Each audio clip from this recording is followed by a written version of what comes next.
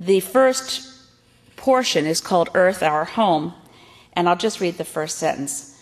Humanity is part of a vast, evolving universe.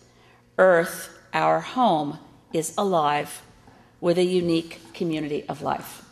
Now, there was some negotiation. For a while, we just said the Earth is alive, based on Brian Swimm's work. And then people said, well, wait a minute. We're going to have trouble with that one. So the Earth is alive with a unique community of life.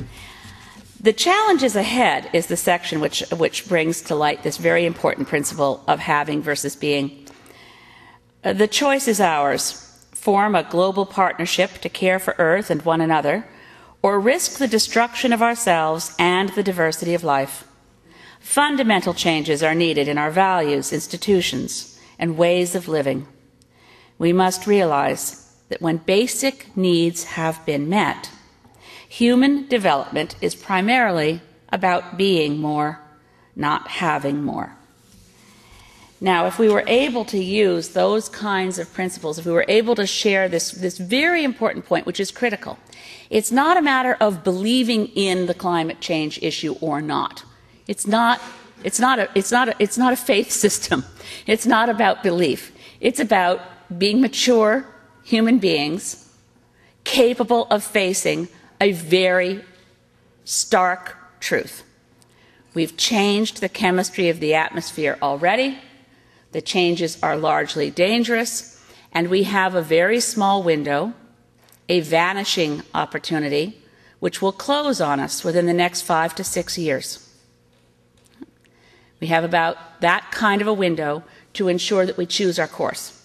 Now, various outcomes won't be apparent within 5 to 6 years, but the scientists tell us that window in which we can choose this course that's described here must start. We've got to get going within the next 5 to 6 years. And the problem with the climate crisis as an issue is that we can still have people, such as our Minister of Environment in today's paper, saying the Canadian approach has to reflect the diversity of the country and the sheer size of the country and the different economic characteristics and industrial structure of our country. In other words, he's making the case that we can't slow down growth in the tar sands. Meanwhile, the scientists are telling us that if we don't ensure globally that the rise in greenhouse gases arrests itself, stops rising, and begins to fall by 2015, 2016, we will not be able to avoid what many of you, I think, will now be aware of, which is the threat of runaway global warming. So the threat is not it could be this bad or it could be that bad, and the pages of the Globe and Mail today on page 3 that include the British Met Service studies that show what happens if we go to a 4-degree average global temperature increase. It becomes, if we allow temperature to rise above 2 degrees Celsius, global average temperature increase, above what existed at before the Industrial Revolution, we will have put in motion events that will make it impossible for a future generation or even a future cadre of politicians 15, 20 years from now to make any changes that will make a substantial difference in the outcome. So we've got 5 to 6 years to close, before that window closes, to say, right, we're going to make sure we start at least, this is where freezing isn't a bad term, Richard. We should at least freeze what we're doing in terms of greenhouse gas levels and start that quick mobilization of ingenuity, creativity, entrepreneurial work of a vast number of clever people who have already got all the technologies we need to avoid the scary outcome.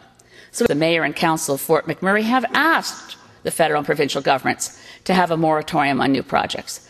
They don't want this ever-escalating number of projects that contaminate their environment, that give their kids frantic asthma attacks, that cause cancer cluster in First Nations communities. They don't want to see that escalate because they're not getting any economic benefit from it in the local communities. Somebody's getting an economic benefit from it, and I would also say the Canadian economy overall has not benefited from it because it skews our economy and has caused, because of the oil exports, drive up the value of the dollar, and that was the proximate cause for losing about 400,000 jobs that rely on exports. But that's another issue. But we seem to be addicted to this as if it's a holy grail.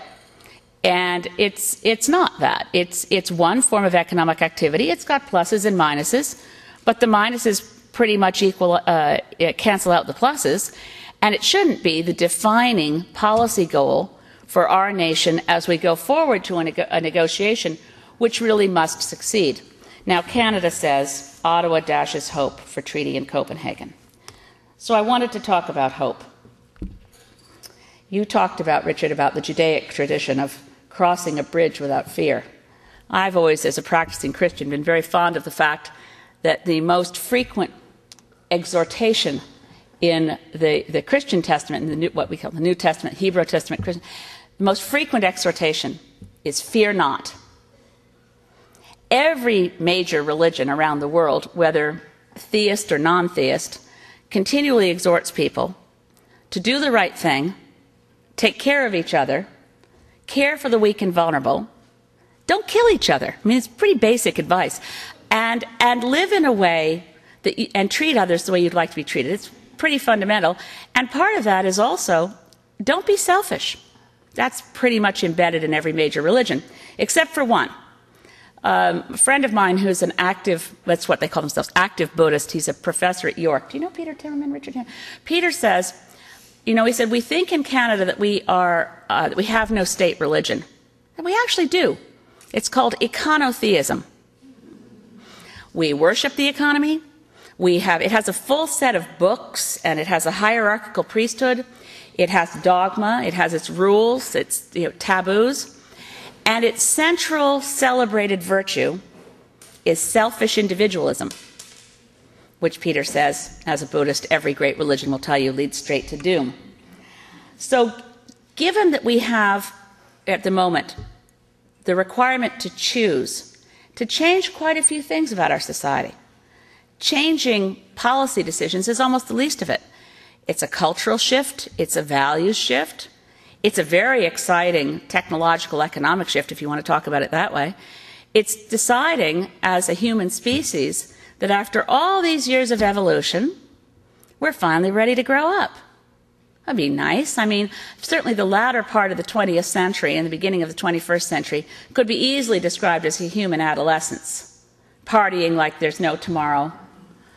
Hoping that somebody else is going to clean up the house because you plan to be too hungover to do it for a while. That's not how grown-ups behave.